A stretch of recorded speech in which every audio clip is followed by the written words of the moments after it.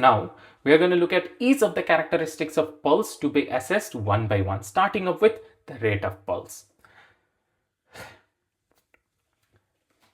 The normal rate of pulse is 60 to 100 beats per minute.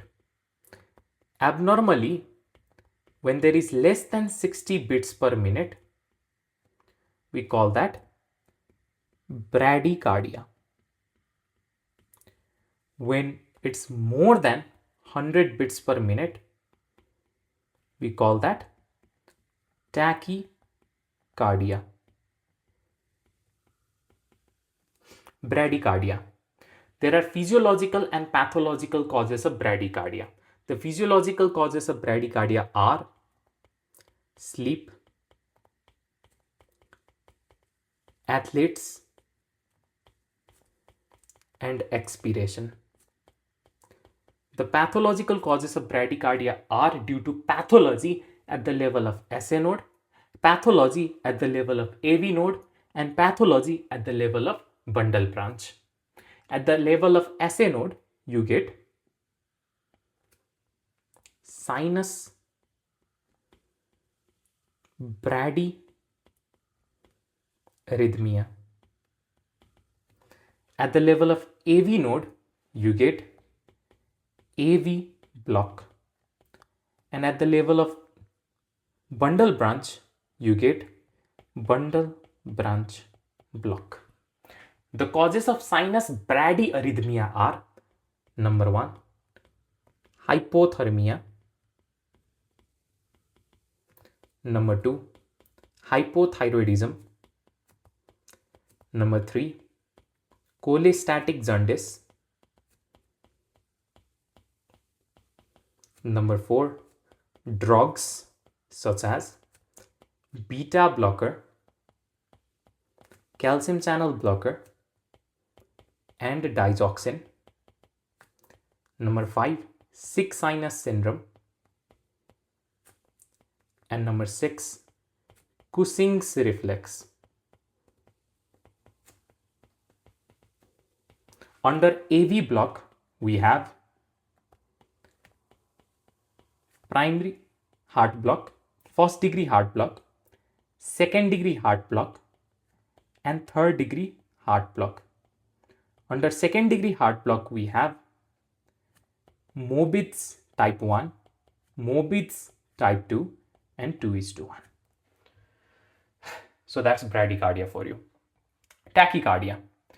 Tachycardia also has physiological and pathological causes. The physiological causes of tachycardia are exertion,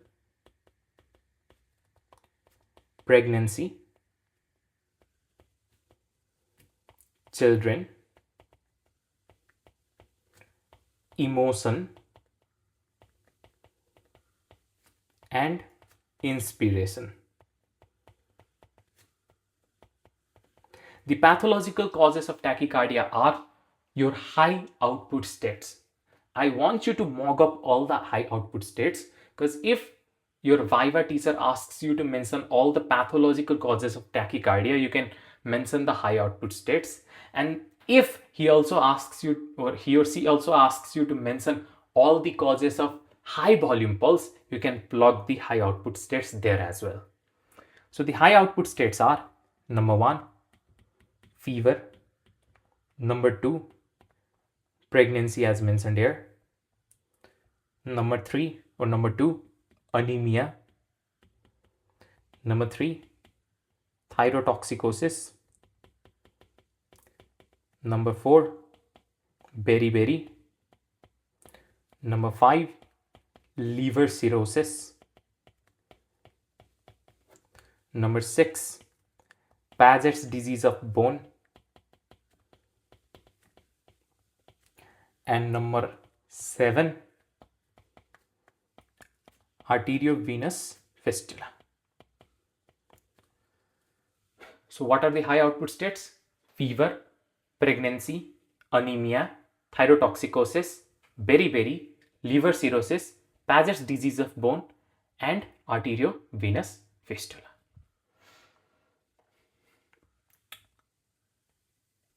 So earlier I mentioned that during inspiration, you have physiological tachycardia, and during expiration, you have physiological bradycardia. What's the physiology behind it? See, during inspiration, the intrathoracic volume it increases and the intrathoracic pressure decreases. That is, the pressure inside the right atrium decreases. As a result, more blood gets sucked into the right atrium. So the right atrium is now filled with lots of blood. This lots of blood pushes against the wall of the right atrium, and the wall of the right atrium stretches, which activates lots of stretch receptors. The activation of stretch receptors in turn leads to inhibition of vagus nerve. Inhibition of vagus nerve means there is less inhibition of heart and an increase in heart rate.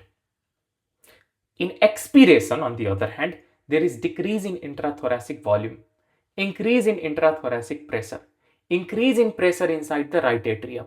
So there is less blood coming into the right atrium, less stretch of the right atrial wall, less activation of the stretch receptors, less inhibition of the vagus nerve, more vagal activity, more parasympathetic activity, more suppression of the heart, and a reduction in heart rate. So in inspiration, you have physiological tachycardia, and in expiration, you have physiological bradycardia.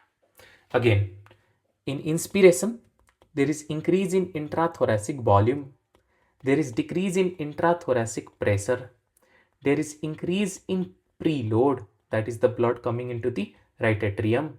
As a result, there is increase in right atrial wall stretch. As a result, there is increased activation of stretch receptors. When more stretch receptors get activated, there is increased inhibition of vagus nerve. As a result, there is increase in heart rate. On the other hand, during expiration, there is decrease in intrathoracic volume. There is increase in intrathoracic pressure. There is decrease in preload, that is the blood coming into the right atrium is less. So there is decreased right atrial wall stretch. That means less stretch receptors are activated. So there is decrease in activation of stretch receptors. As a result, there is less inhibition of vagus nerve, or there is more activity of vagus nerve, which suppresses the heart and reduces the heart rate. Another concept is relative bradycardia. Normally, when the temperature increases by 1 degree Fahrenheit, your heart rate is supposed to increase by 10 beats per minute beyond the temperature of 102 degree Fahrenheit. But in relative bradycardia, there is disproportion. That means in relative bradycardia, due to various infections, the person get fever of temperature greater than 102 degree Fahrenheit. But with rise in temperature by 1 degree Fahrenheit, there is no rise in heartbeat by 10 beats per minute. So that's a relative bradycardia. That is, relative to the temperature, the heart rate is low. For the same temperature for which there is supposed to be a higher heart rate, the heart rate is low. It is seen in yellow fever, dengue fever, Q fever, enteric fever. And with that, we are done with rate.